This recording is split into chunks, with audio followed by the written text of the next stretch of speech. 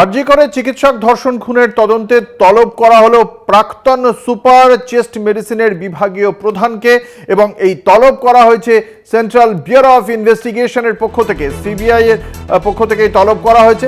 একজন অ্যাসোসিয়েট প্রফেসরকেও তলব করা হয়েছে কেন্দ্রীয় তদন্তকারী সংস্থার পক্ষ থেকে।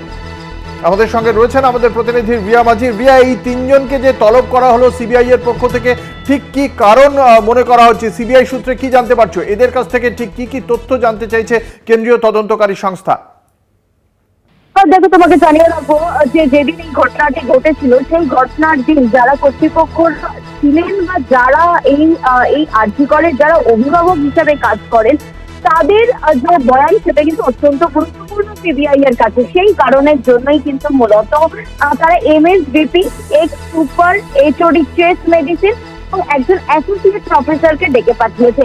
এবং তোমাকে জানিয়ে রাখবো যে ইতিমধ্যেই কিন্তু একাধিক যে তালিকা তৈরি হয়েছে সেই তালিকার মধ্যে এই যে চারজনকে কিন্তু আজকে তলব করা হয়েছে। এবং এখানে যেটা দেখা গিয়েছিল, কলকাতা পুলিশ যখন তদন্ত করেছিল সেই তদন্তের যে রাঘব বল, যেটা বারংবার বলা হয়েছে যে কলকাতা পুলিশের তরফ থেকে প্রিন্সিপালকে তলব করা হয়নি বা তার বয়ানে রেকর্ড করা হয়নি, ঘটনার 3 থেকে 4 দিন কেটে যাওয়ার পরেও তার বয়ান রেকর্ড করা হয়নি।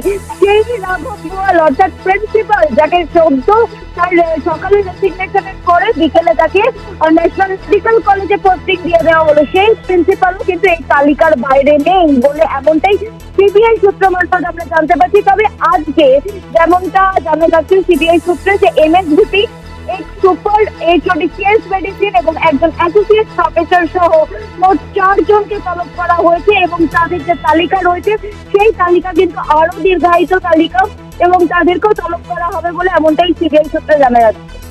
একেবারে ধন্যবাদ। আমাদের সঙ্গে ছিলেন আমাদের প্রতিনিধি রিয়া মাঝি। আপনাদের জানিয়ে রাখি, আরজি করে চিকিৎসক ধর্ষণ খুনের তদন্তে এবার তলব করা হলো আরজি কর হাসপাতালের প্রাক্তন সুপার চেস্ট মেডিসিন বিভাগীয় প্রধানকে তলব করা হয়েছে, একজন অ্যাসোসিয়েট প্রফেসরকেও তলব করা হয়েছে সিবিআই এর পক্ষ থেকে।